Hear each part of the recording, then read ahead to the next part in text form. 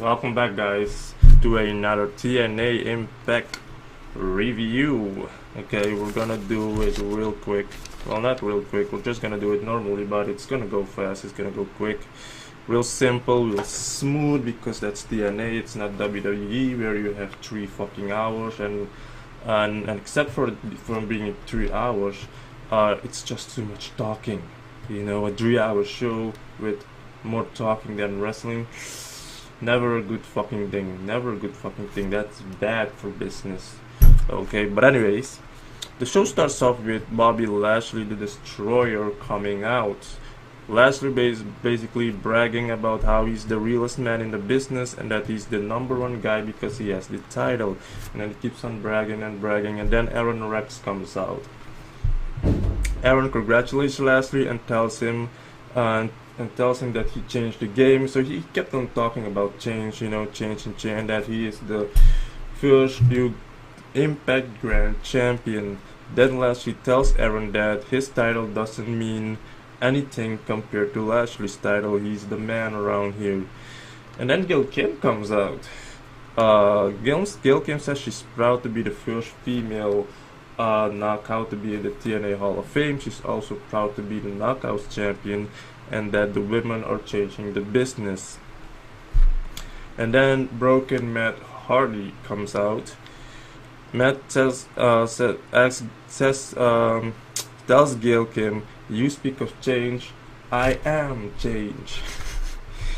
And then he says we live in a broken universe now, and he's always ready to delete.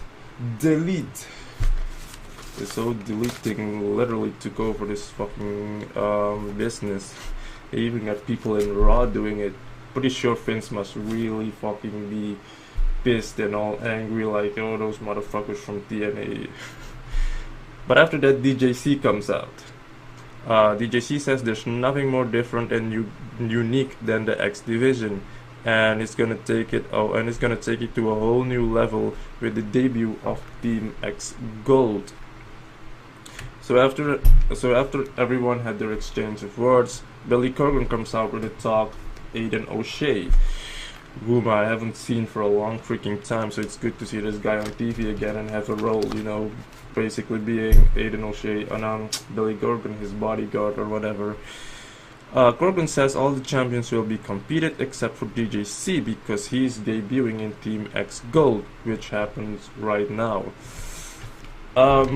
I thought this was a really, really good way to start the show, with all the champions being coming out and being in the ring, and also especially with a woman being in between as well. This was a really good look. This was a really good start. I really love this segment, and with everybody having a say, that was really good. TNA, really good. So the first match was the Team X Gold. Yeah, I don't really know what this Team X Gold was about. I think I might have missed it, but I'm guessing it's an X Division match, but with 3 teams. So each team has 3 people, I guess. I think that's what this whole... Oh, by the way, and DJC also helped create this concept. So, but it was Andrew Everett teaming up with Trevor Lee and Mache Rocket. I don't know what his name is, but it's the new guy who has been signed and finally gets some TV time and finally makes his debut. So against Braxton Sutter, Mandrews, and DJC.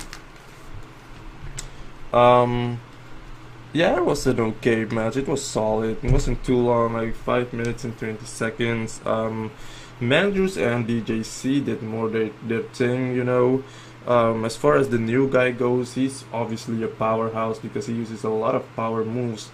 This is just his first debut, so we need to see what he can do, what more he can do. So I didn't came across this guy on the indies because I watch a lot of indies, and I really honestly never saw this guy or haven't seen this guy wrestle, so I don't know what he's all about, so I'll have to see. But I'm guessing he's good. Looking at how he does his thing, I'm guessing he's good. But the team of Braxton Sutter, DJC, and Mandrews won. Mandrew does a really clean shooting star press. I like how he does his shooting star press. It's high and it's clean. But of course, Andrew Everett can do it a lot better though. So that was the first match. After that we had, oh no, not yet. Yeah, after that we had the Fact of Life segment. I think it was right after that. I'm kind of lost right now. Hold on just a second, I'm lost. Hold on. Yeah, we had a Fact of Life segment. I love the whole new setup. Gave it more a professional look, you know, like it really was on one of those type of interview shows. But his guest was EC3, and boy oh boy, did these two killed it, nailed it with their promos. You had EC3 spitting, throwing shade at Eli Drake, with him telling him to push the button and then EC3 will beat him and all of that. Really strong words, but Eli Drake destroyed EC3 with what he said with his last word. He literally destroyed EC3 by saying how ever since EC3 got in the company, he got handed things, this and that, so many opportunities, which is true. Ever since this guy came to the company, they've been shoving him down our fucking assholes. Let's be honest here. Okay, which is why I call him the John Cena of TNA.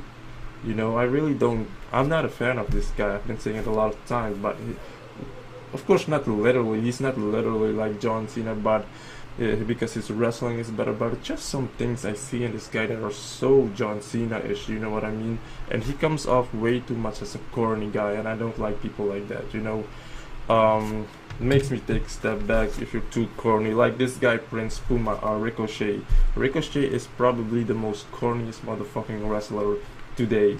Like that guy is so fucking, I don't know, he thinks he's better than everybody else, you know. But anyways, this segment was fucking awesome. I wish it would have been longer. I wish they would have actually fought, you know. I really has to hope Eli Drake had pushed that button to see if EC3 really would have kicked his ass. But this was good shit, man. This is really good shit. After that, we had a little backstage segment with Ali, Maria, and Sienna, where, you know, obviously Maria's pissed off at Ali because of what she did at Bound for Glory, but then Sienna tells her she's gonna win the champions back, so obviously she's gonna face Gail Kim later on. Then we had a little segment with Mackenzie, where she's with Eddie Edwards, who is the second potential guy to face Lashley. The first one was Moose, and the third one was EC3. So Moose had Lashley had to choose between one of those three on who he wants to face tonight.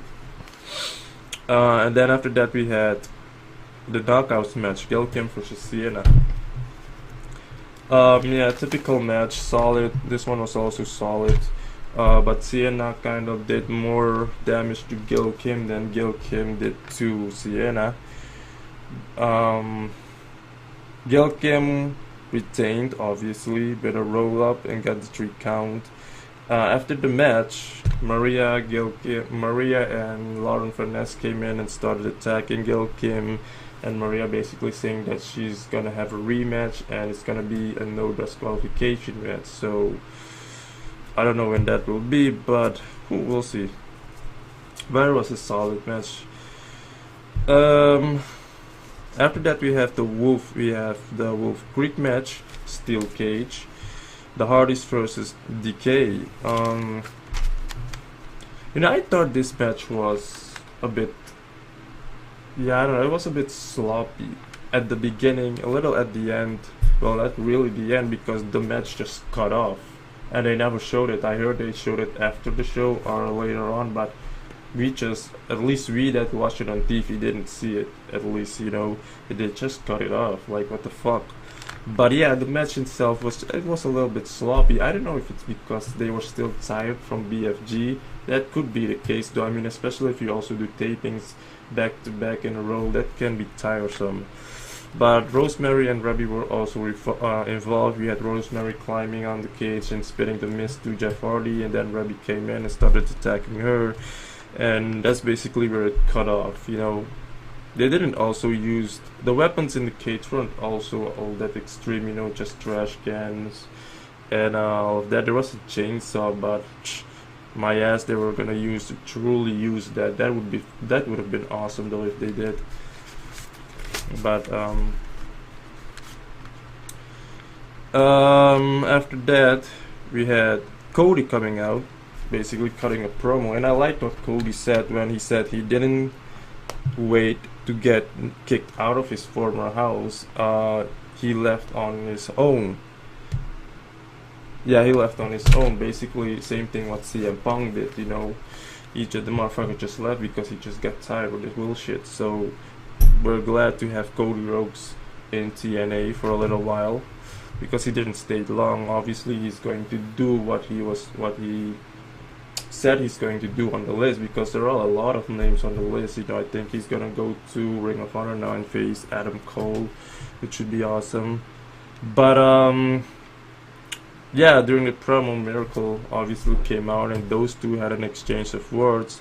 And after later on in the match, it was announced that he's going to face Miracle. Cody's going to face Miracle next week, so we can wait for that to finally see him wrestle. After that, we had an Impact Grand Champion match, Baron Dax versus Aaron Rex. The first round went to Baron Dax, and the second one, Aaron Rex won via tap out. Just another solid match. All of the matches were solid, actually. I think it's because they were tired from BFG and a few of the tapings, you know, because all of the matches weren't bad, they weren't boring, but they were just solid, you know. From time to time, a little sloppy-ish and all of that, but nonetheless, it was a good show though. And then after that, we had the main event: Lashley versus Eddie Edwards. That once again, good match, solid match. Nothing all too special happened. Lashley, of course, the Dominator. Eddie Edwards did his thing though, but Eddie Edwards won. And honestly, this defeat makes no sense at all. Seriously, it just doesn't. You build up you build up a force. You created force in Lashley, which he did so well for the past few months, and then he just loses it like that. Just like that, not even by a finisher or anything, just like that. Doesn't make fucking sense. This was terrible booking, honestly. It doesn't make sense. The only thing I can think of right now with Eddie winning the champion is if they're gonna put him to face Davey Richard, who's gonna return, and probably as a heel. I would assume that's the only thing I can think of now, because it really makes no sense having Eddie win the title just like this. And like I said, he didn't even use this finisher. Doesn't make sense. This booking was bad, you know. And Eddie Edwards being champion is going to be like when Chris Sabin was champion. You know, good wrestling, but poor on the mic. You know, poor charisma. You know, he does connect with the fans, but not in the way that Davey Richard does. If I need to compare them, you know. So we're gonna have to see if this thing works out. But like I keep on saying, I'm not really upset with this though, but it's just that it doesn't make sense. But because, like I keep on saying, everybody deserves a shot. You know, everybody deserves to get a taste of what it feels like to hold a title. Because if you hold a title, you're basically the company's face. You know, you carry the company now, and you're gonna have to do interviews, this and that, or whatever. And Eddie Edwards just isn't. Yeah, I don't know. Maybe I'm saying too much, but we'll have to see how this whole thing works out, though. I hope it does, but at least he got the shot. And yeah, just everybody needs to get the shot and needs to see how it will be, if it's gonna work. If not, then put it on someone else. Which is why I'm still pissed off and will be pissed off at TNA for the rest of my life, for them not ever putting the strap on Christopher Daniels. That is a grudge I will never get over. I'm sorry. It's really a fuck TNA for that, for doing Christopher Daniels like that, seriously. But anyways, all the matches were just solid. Some of them were sloppy, but it was a good show still. So if I would have to rate it, I'd just give it a 6, honestly. But yeah, that's about it. Eddie Edwards, a new champion. Let's see how this guy does it now that he has the strap, you know. So That's about it. Thank you for watching. Subscribe, like if you want to, and I will see you guys next week. So I have a yoga related video now to record, so I will see you guys next week, and have a good weekend.